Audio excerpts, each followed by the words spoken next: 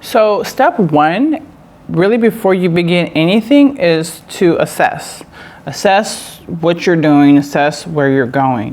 It doesn't have to take forever, but you should spend a few minutes doing this. So let's say, for example, you're behind in a lot of bills, right? So you need to assess, how much are my bills? Like every month, I already did a budget video. It says, it's now or never. You can look up that video. You need to know how much your bills are. Like, one of the reasons people are getting behind is they're not really living in reality. They're living in delusion. Like some things you can't afford. Some things are not the right time. Sorry, but it's just not. It doesn't mean you'll never do it, you'll never get it, but like right now, maybe it's not the best time, or whenever you did it wasn't the best decision. We can't live in spilled milk type of mindset. We have to move forward. So what we're talking about today, number one, is do some type of assessment. Even if you are negative in your situation and bills are piling up, know how much you need. Like, how much am I behind? How much is it each month? How much is going to be coming the next month? A lot of it comes down to you're in survival mode.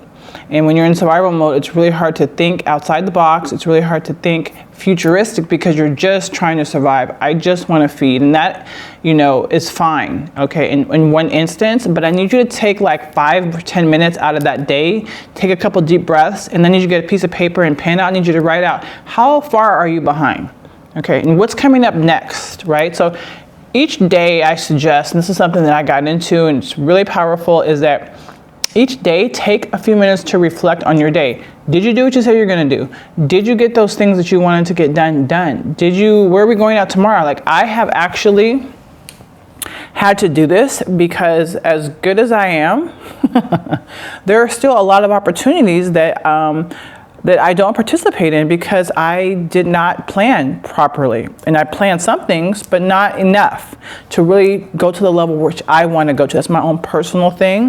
But for you, the number one thing is we need to get started, okay? So basically, if you are really feeling behind, okay, number one, let's just start now. So part number one is start now, okay? Start now assessing how far behind you are. Start now assessing what's coming up next. And I wanted to just say this as well, is because those things give you a goal. Now, I'm a big law of attraction person, so you really won't believe once you know, okay, I need $5,000, I need $7,000. You won't believe how open your mind is, how open your head is, how open money possibilities can come to you once you determine like what it is you need and start moving forward in that. So if you're feeling behind, number one is you gotta stop the bleeding, right? So if you are hemorrhaging money, you cut stuff out. Okay, yeah, we were gonna go to Disneyland. Now we're gonna do a staycation. Yes, we were gonna,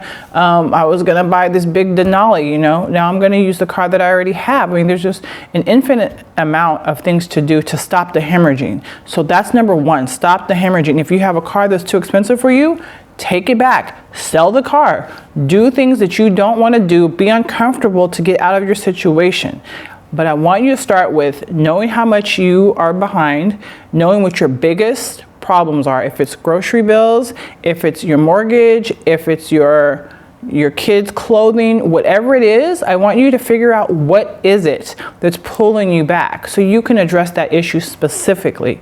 Okay, so we're going to get started by assessing our situation and then looking forward to how much is our situation? What are we doing, right? There are just an infinite amount of things to do. Now, I live, you guys already know this, in California, so we have a different setup here, but I'm sure there might be some things you can do in your local area too. So number one, we're assessing.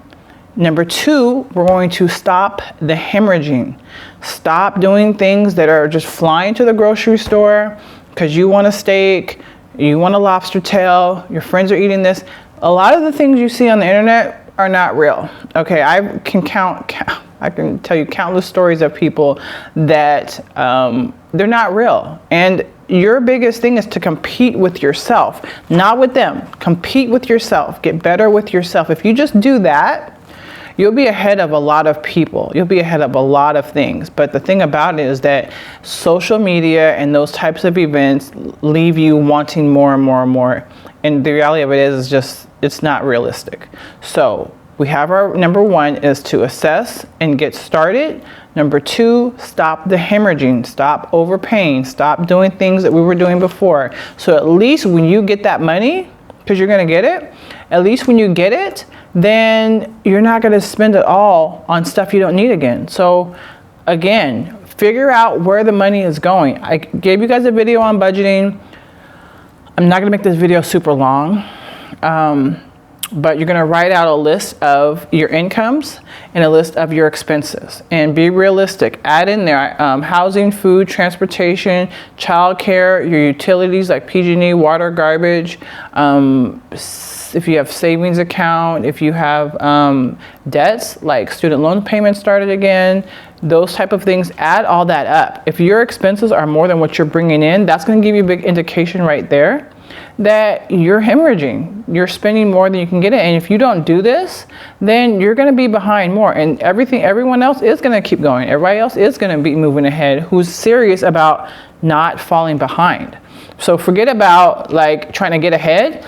Just get on, and then we can worry about getting ahead. Right now, you got to put your shoes on in order to run in this race, right? So right now we're getting the shoes on. We're stopping the hemorrhaging. We're figuring out what areas we can fix, and we're doing our budget right now. Okay, so once we have those 3 things done, we're ready to start moving into another part. But right now, I want those 3 things done, and so do you. So help me to help you, okay?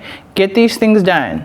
Assess, stop the hemorrhaging, and number 3 is do your budget. So I'm going to leave you with that right now, and you can watch my video about budgeting. It's a very basic budget, and just know that there are levels to the budgeting. So I'm hoping this video has helped you to at least feel a little bit more optimistic about some first steps we need to do just to get on, because things may not return back to where they are. And if you don't get started now, guess what? Your family could be in jeopardy, okay? I will say this too. Once you figure out where you're hemorrhaging money at, you can call these companies. A lot of people do not use their resources. I can go on this on and on. Call the companies. Once you figure out what it is, call them and work out a plan with them, and you'll be able to have a little bit of breathing room. But first we got to know where we're hemorrhaging money at. So let's do this first, okay? Stop the hemorrhaging, and then we'll go from there. But ultimately, you're going to be in a better place once you do these things. So don't feel dismayed.